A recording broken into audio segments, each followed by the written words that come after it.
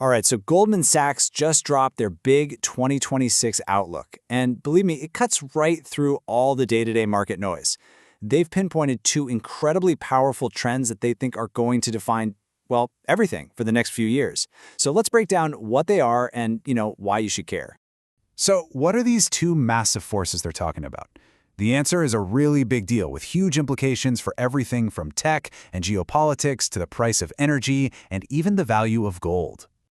And here they are, the two big themes. First up is what Goldman is calling the power race. Think of it as this high-stakes global competition for dominance over technology and resources. The second one is the supply waves. And these are two gigantic but totally different waves of energy supply that are about to hit the global market. These two ideas, they're the keys to understanding 2026. Okay, so here's how we're going to break it all down. First, we'll unpack this new power race. Then, we're going to dive into those two big energy waves. After that, and this is super important, we'll see how AI and power intersect. And finally, we'll look at what this all means for key prices in your 2026 and 2027 outlook.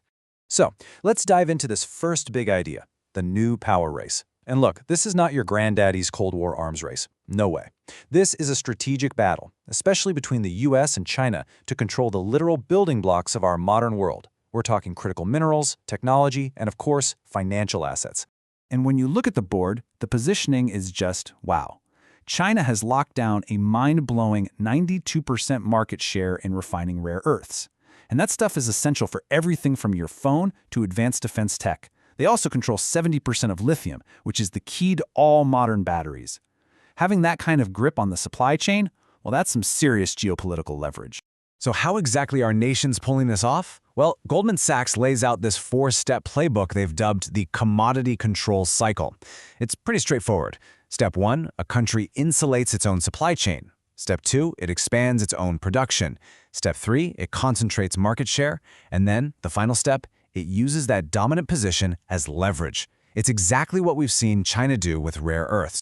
Now, on the money side of this power race, there was this one event that changed everything.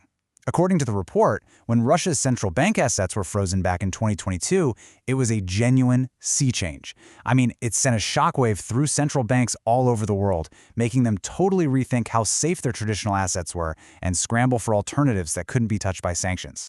And that's where gold comes roaring into the picture. You see, China's official gold holdings as a percentage of their total reserves are still pretty low compared to a country like the US. When you combine that with all this new geopolitical risk, you get a massive, sustained buying spree from central banks. This isn't just speculation. The report calls it sticky demand, a long-term strategic shift into a physical asset they can hold in their own vaults, safe and sound. All right, let's switch gears. We're moving from the world of geopolitics and finance to the physical world of energy, where, like I said, we've got two huge but very different supply waves building up.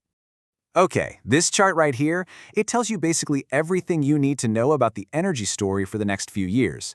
Just look at the red bars, that's the oil supply wave. See how it shoots up, peaks in 2025, and then, poof, it's basically gone by 2027. Now look at the blue bars for liquefied natural gas, or LNG. That is a completely different animal. It's a vast, powerful wave of new supply that just keeps building and building all the way out to 2030. And this isn't just a forecast, we're already seeing it happen in the real world. This chart of global oil inventories confirms the trend.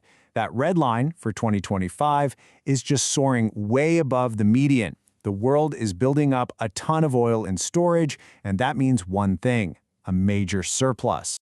So if you want the one number to remember, here it is. The forecast for 2026 is an oil oversupply of 2 million barrels per day. I mean, that is a huge glut, and it's absolutely going to push down on prices, at least until this short-term wave is over. Okay, now for that other wave, liquefied natural gas. And folks, the scale here is just, it's hard to even wrap your head around. Global LNG exports are set to explode by over 50% in just 5 years. This isn't a small blip, it's a fundamental change that's going to create a global gas glut for years to come. Okay, so this is where it gets really interesting. This is where our two big stories, the power race and the supply waves, smash right into each other. You've got this race for AI supremacy creating a crazy demand for energy, and it's running smack into the physical limits of our power grids. The demand for power from US data centers is absolutely exploding. You see, the AI revolution, it doesn't just run on brilliant code. It runs on raw, brute force electricity. Every single new AI model, every new data center is incredibly thirsty for power, and that demand is just off the charts. And this right here, this might be the single most important chart in this whole report. Because what you're looking at is a great divergence. On one side, you have the US, where spare power capacity is expected to shrink and shrink through 2028, squeezed by this insane demand. On the other side, China is doing the exact opposite, aggressively building out its power grid and growing a huge surplus. Let me put a number on that for you just to show how massive this is. By 2028, China is projected to have enough spare power capacity to cover more than 3 times the demand from every single data center in the world combined. In a world where AI is power, having that much of a surplus in actual electricity could be the ultimate trump card. So, after all that, what's the bottom line?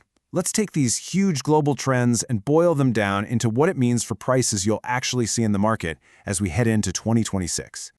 Okay, here are the headline forecasts. Brent oil is expected to drop to $57 a barrel, weighed down by that supply surplus we talked about. Gold, on the other hand, fueled by that central bank buying in the power race, is forecast to soar to over $4,800 an ounce. And copper, which is critical for all things electric and the AI build-out, is expected to stay strong around $11,200 a metric ton. All right, so let's wrap this up with the big takeaways. If you remember nothing else, remember these 4 things. 1, there's a new geopolitical race happening for critical minerals and gold. 2, get ready for a short oil surplus, but a very long glut of natural gas. 3, the AI boom's hunger for electricity is creating a serious bottleneck. And 4, this could lead to a power crunch in the US while China is building up a massive power surplus. And all of this leaves us with one huge, lingering question for the future. In the race to build the next generation of artificial intelligence, a cheap, abundant supply of electricity is no longer a given. So as AI's appetite for power just keeps growing, who's really in the best position to win? And just so you know, all the analyses we've walked through today comes from the 2026 Outlook report by Goldman Sachs Global Investment Research. Thanks so much for joining us.